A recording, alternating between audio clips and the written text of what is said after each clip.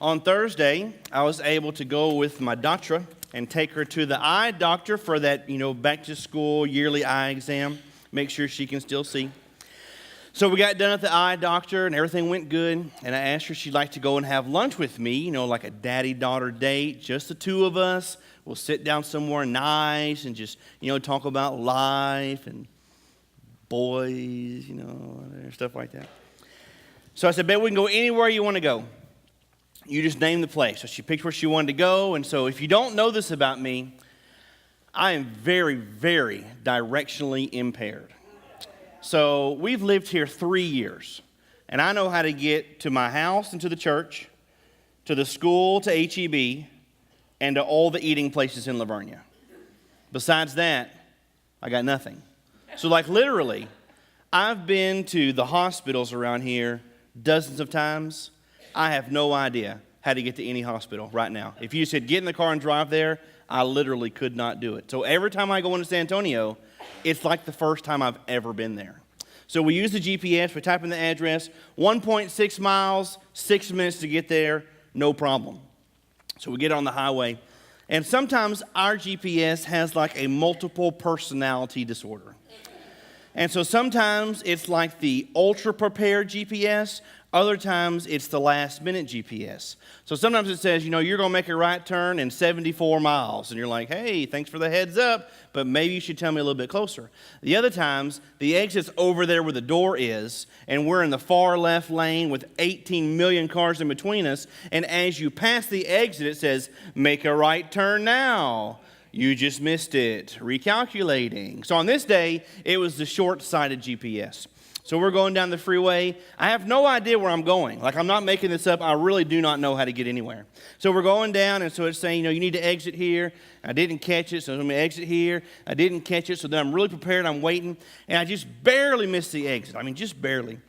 And so I looked behind me. There wasn't no cars coming, and there wasn't no cars the other way. So we just did this big, huge U-turn right there in the middle of the freeway and got over on the exit. But I told my daughter, don't do this when you start driving. But this is an emergency, so we have to get over there.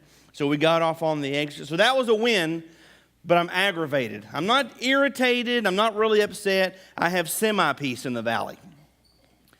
But the GPS is on my nerves. And so I trust my phone GPS way more than the car GPS. So as we're driving down the freeway, I pull out my phone and I start typing in the address and the name and I hit go. That's not safe. Don't do that either.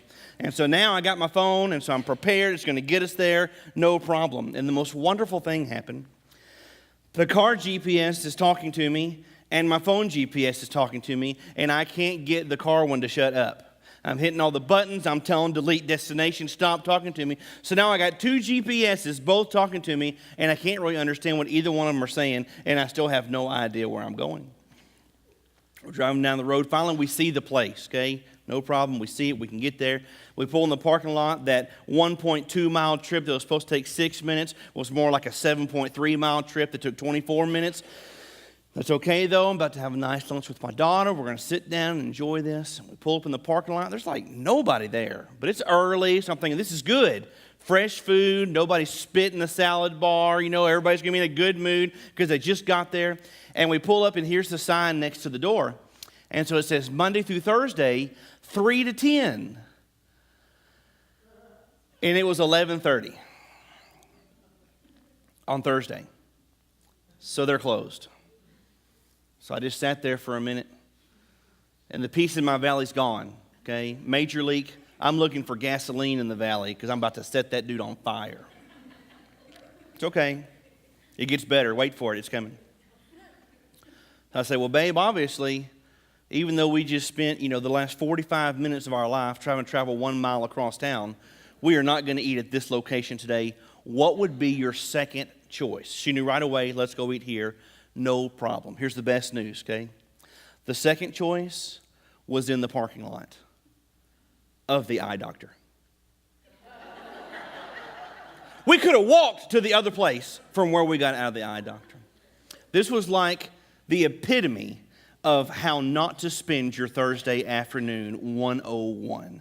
I had no intention of getting lost. I had no intention of missing any exits. I had no intention of doing a U-turn in the middle of the freeway. I had no intention of having two GPSs talk to me and neither one of them knowing what they were saying. I had no intention of driving up to a restaurant and them being closed, and then I certainly had no intention of eating at the place that was in the parking lot of where we began.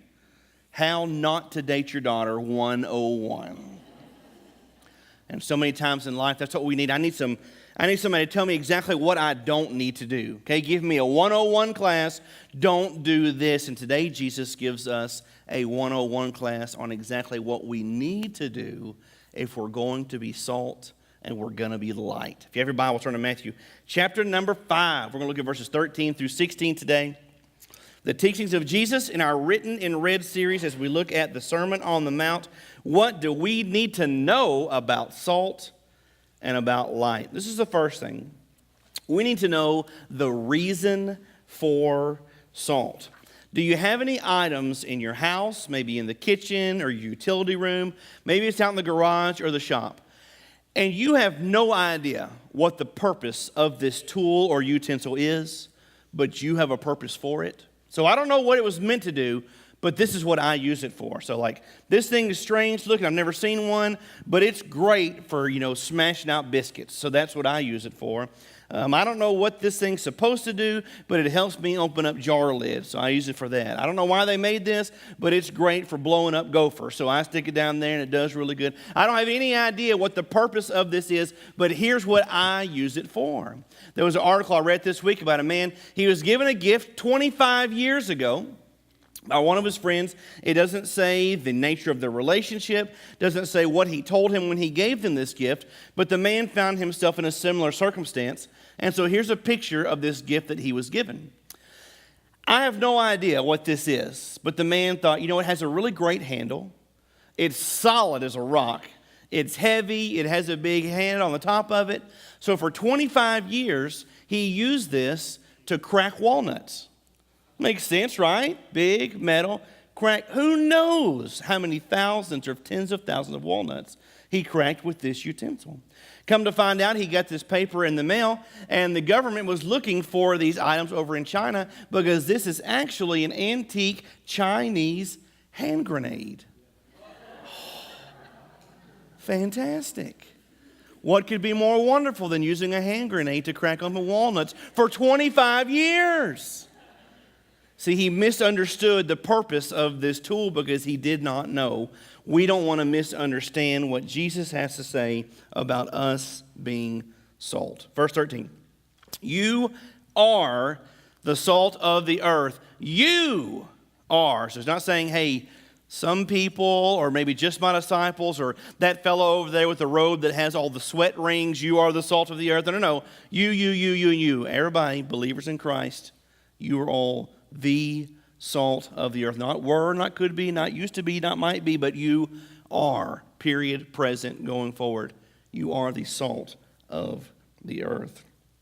And Jesus, what he's giving us here is a picture of purpose. If you don't know this, let me make it very clear.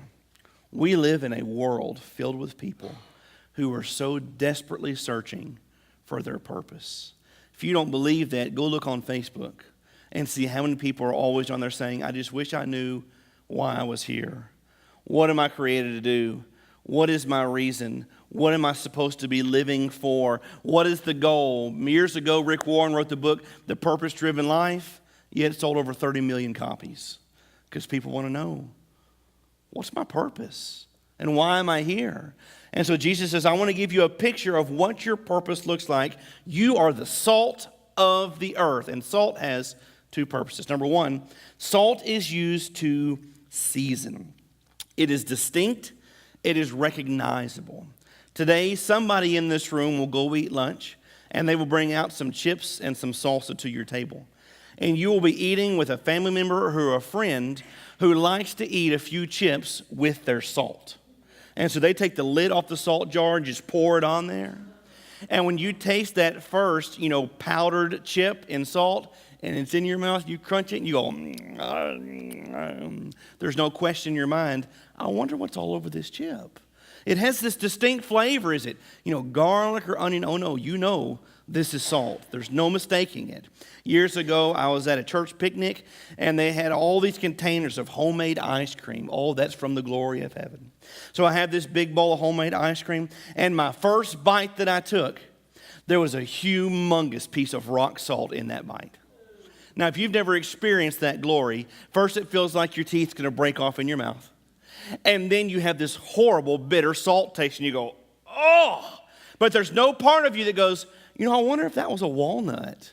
Or maybe they put some cherries or some chocolate in there. You know full well, salt is salt. There's no mistaking it. It is a distinguished flavor like none other, and only a little bit of salt makes a huge difference. So he says, you are the salt of the world. To be different, to be noticed, and to be recognized. And if you were to ask a question in the world and say, how do you be different? Well, then you just look around and see what everybody else is doing, and you do the opposite. So if the world is only taking individual pictures, they're only taking selfies, then from now on, you only take groupies. That's it. No more individual pictures. I'll only take pictures of me and 3 or 4 more other people. That way I can be different than the world. If everybody in Lavernia is building exquisite outdoor kitchens in their backyard, then you be different and you build an exquisite outdoor bathroom. And that will set you apart. It's all about looking at what the world does, and then you do the opposite, and then you'll be different. But that doesn't sound like the kinds of things that Jesus would tell us we need to be doing. So remember, this is a sermon, and a sermon usually has a beginning, and it has a middle, and it goes on towards an end, and there's a flow and a continuance. And so when we look at one message, we have to understand what has already been said. So Jesus says, you are the salt of the earth. You're called to be different. Well, Lord, what do you want me to do? I want you to be poor in spirit, and I want you to mourn, and I want you to hunger and thirst for righteousness. And I want you to be a peacemaker. And I want you to rejoice when you are persecuted. See, he gave us the Beatitudes and says, blessed are all these people when they do these things. Because listen, if you live this way, I promise you're going to be different. And you are going to be noticed. And people are going to wonder what in the world has gotten into you. And then that gives you your chance to do a little seasoning. See, the second purpose of salt is to preserve. To preserve means to keep alive or in existence, to make lasting, to keep safe from harm or from injury. And in my mind, I think about how they would use salt in the pioneer days to cover all the meats and to dry them out and to keep them safe and to preserve them. And so if we are called to preserve and protect the world, that gives me the image of like a superhero or somebody who's going to end world hunger. We're going to stop world wars. We're going to cure diseases. And all those things will be great, but here's the image of what we see as Jesus is teaching in this moment. He looks across the mountainside, and he sees people who are lost, and they're hurting, and they're dying in their sin and their shame and in their grief, and they're looking for hope, and they're looking for healing, they're looking for answers, and they are looking for purpose. And so he says, when you live your life this way, being a salt in a world that is bland, people will take notice, and they're going to come and ask you what's so different. And then you're going to be able to point them to the danger of sin and to the glory of Jesus Christ. And so we talk about this image of the salt, but what about for those people who say, well, I believe, and I know what I'm called to do, and I understand that salt seasons and it preserves, but I just feel so much more comfortable staying in the salt shaker. Even better is to be in the salt shaker, in the pantry, in the closet. Man, I just feel so much better about being in that place. Verse 13, he continues, but if salt has lost its taste, how shall its saltiness be returned? So in this day, in the marshes, they would collect the salt and they would have impurities. It would be contaminated with gypsum. It would have all these other minerals. So they go through this process to where they're cleansing it and they're washing it. And a lot of the good salt would be washed away and they would be left with the poorest of the salt, would have absolutely no good purpose whatsoever except to be just thrown on the ground. It had no value. And so what Jesus is giving us a picture here is one of devotion. And he's saying there's this great misunderstanding that you can be salt today, but not be salt tomorrow. salt is always salty. And so there's this world out there that says, it's really good to be a salty Christian on Sunday, but I can totally be an unsalty Christian Monday through Saturday, and that's acceptable. Listen to what Charles Spurgeon says about that. A professing Christian with no grace in him is in a hopeless condition. You can salt meat, but you cannot salt salt. There are people who believe that you can be children of God today, but children of the devil tomorrow, and then again children of God the next day, and then the children of the devil the day after that. But believe me, it is not so.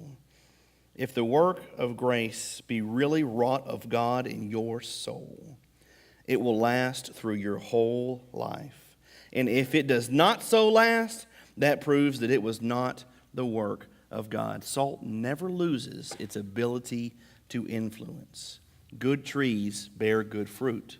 Bad trees bear bad fruit. So what happens to the unsalty salt? Verse 13. It is no longer good for anything except to be thrown out and trampled under people's feet, to be on the ground, to kill the vegetation on the roads. And this is what Jesus is saying.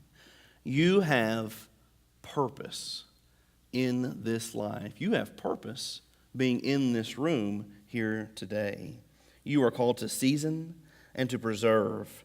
You are to be the salt of the earth, not just once a week, but every day. And so the question that you have to ask yourself is, am I shaking out the salt that God has poured in me, or am I hiding in the pantry? Because if we're not sprinkling and seasoning and preserving the world, that which God has placed inside of us, then we are not fulfilling our purpose. Number two, we have to understand the reality of light. G. Campbell Morgan told a story that I read years ago, and I think about it quite often. He says there was a local pastor who sat down with an English actor named Macready. And Macready and the pastor were talking, and they were having a discussion. And the pastor said, Macready, I need for you to explain something to me. And he said, well, preacher, I'm not really sure that I can explain anything to you, but please, let's have this talk. He says, I want you to explain to me the difference between you and I. He says, well, what exactly do you mean? He says, well, night after night after night, you have crowd after crowd after crowd, bigger than the eye can see, of people who come to hear you speak fiction. And yet night after night after night, I have sanctuaries and churches. I have all these open places where I try to speak absolute truth. And I don't have a single person at all. So you're speaking something that does not matter, and the crowds will come, and I'm trying to give them something of eternal value, and nobody comes. So what's the difference between you and me? He says, now, preacher, this I can answer. He says, the difference is that I present my fiction as absolute truth, but you present your truth as fiction. I wonder, how are we presenting the truth of the gospel with our lives? Verse 14.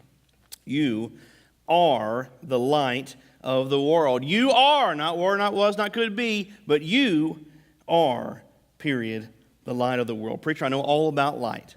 I've been singing songs about light since I was wee this tall. This little light of mine, I'm going to let it shine. Got a little older. Johnny Cash taught me right. I saw the light. I know about this light stuff. I understand the purpose. Light shines in the darkness. I get it. Jesus is the light. Darkness is the world. I'm called to shine. Him through me. I get it. But so many times we forget about where the light comes from. So let's remind ourselves. Ephesians 5:8.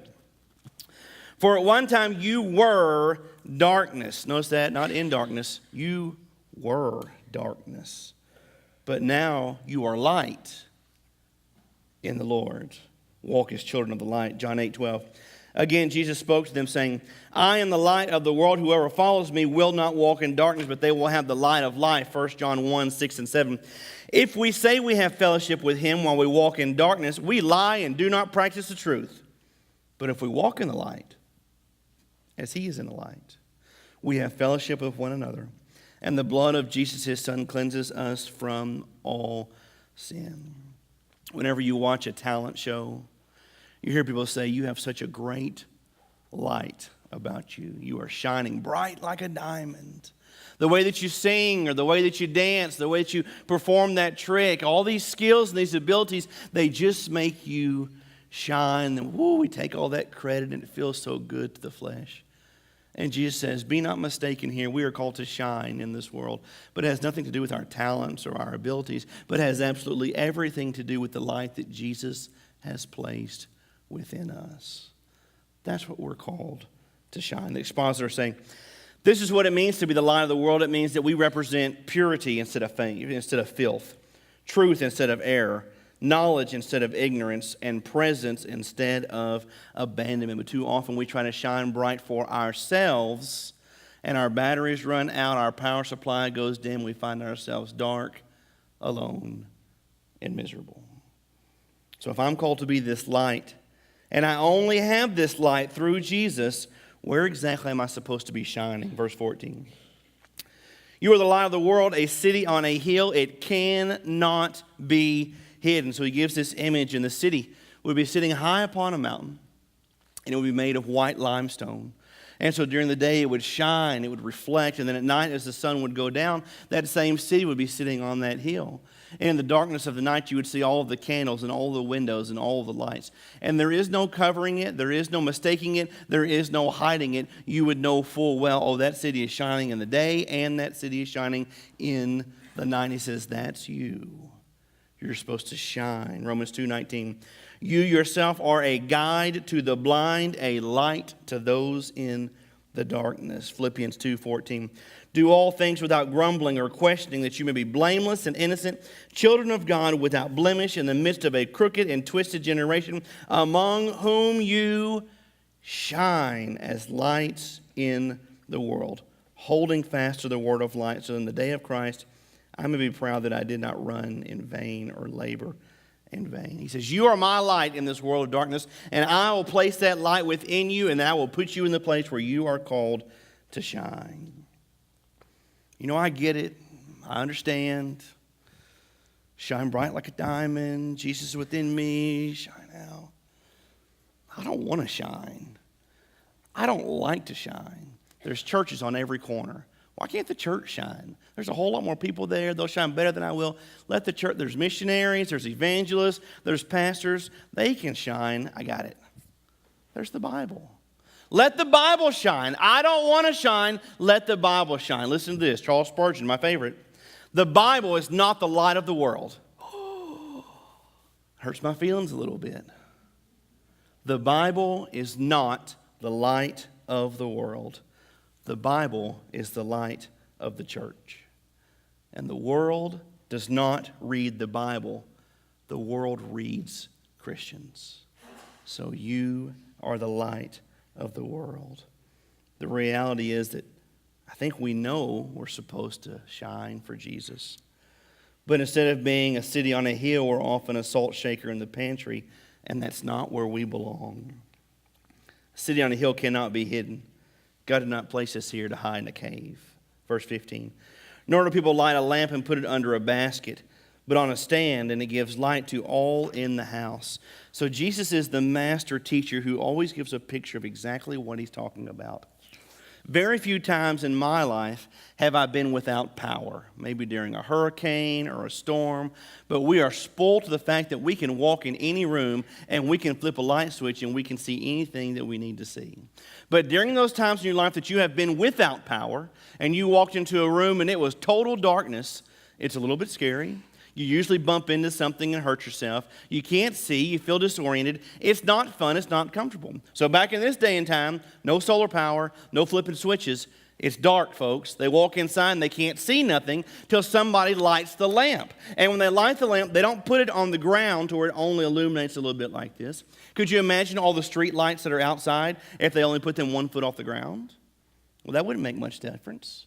And so what do? They put them high up in the air. So the person would take the lamp and they would light it and they would set it up on a stand so that way it would light up the whole room. So in those moments of darkness that you've had in your life, when somebody comes in with a flashlight or a lantern or a candle and you can finally see, how's that make you feel? Good. Thank you for bringing that in here. Now I can see something. I didn't like being in that darkness. So he says, when somebody lights a lamp, they don't put it on the ground. They don't cover it up. They certainly don't put out the light. They put it up high so that it shines light for everybody to see. So if I'm in a room that's dark and somebody walks in with a candle and I go, I am so glad you brought that in here so I can finally see, and then they blow the candle out or they cover it up where I can't see anymore, I'm not feeling very loved there. I'm not happy about that decision.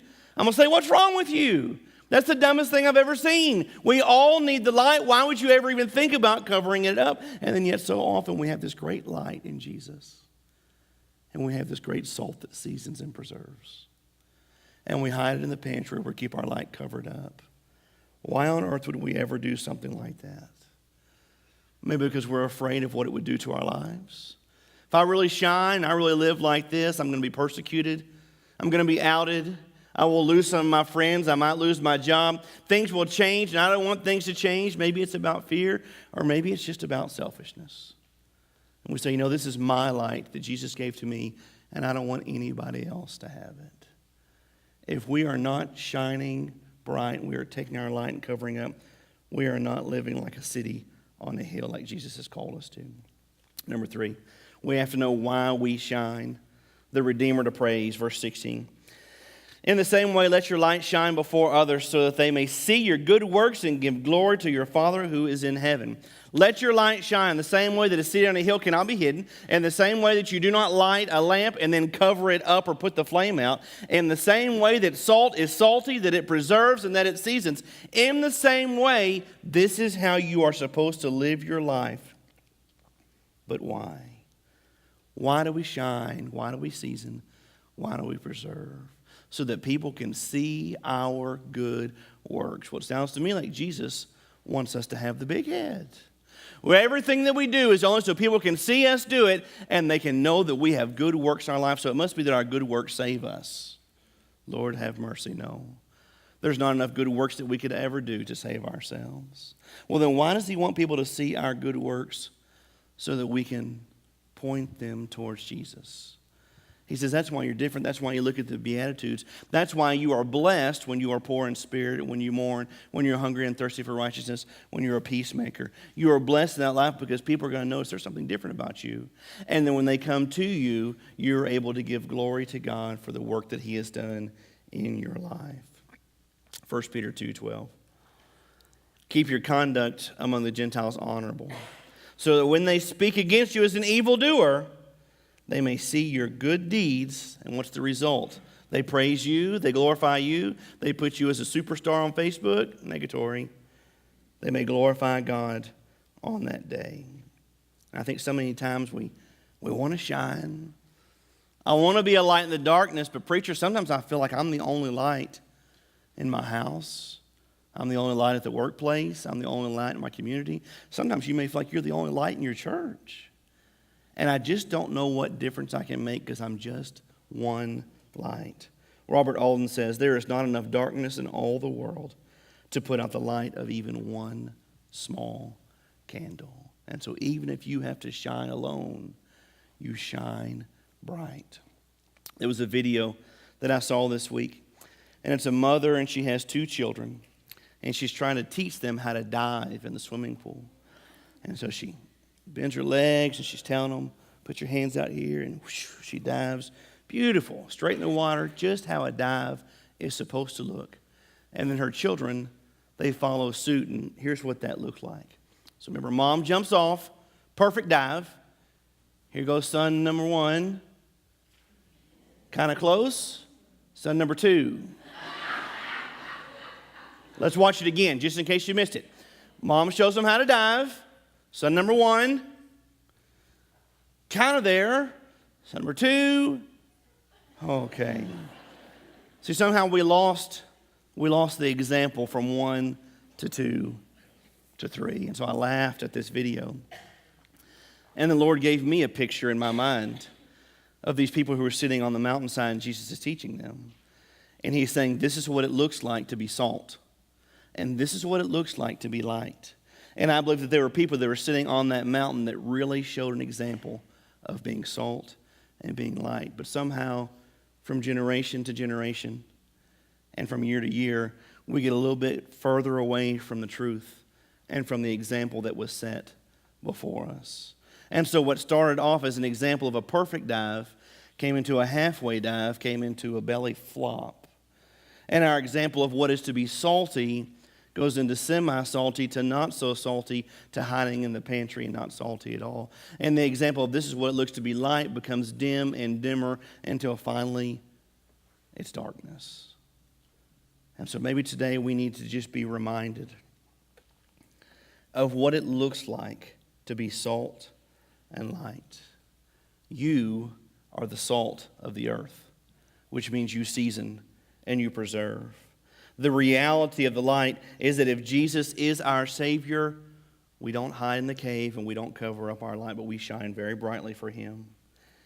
And we are salt and light so that our lives, here's the reason why, so that our light and our seasoning and our saltiness can point others towards our Savior, whose words are written in red.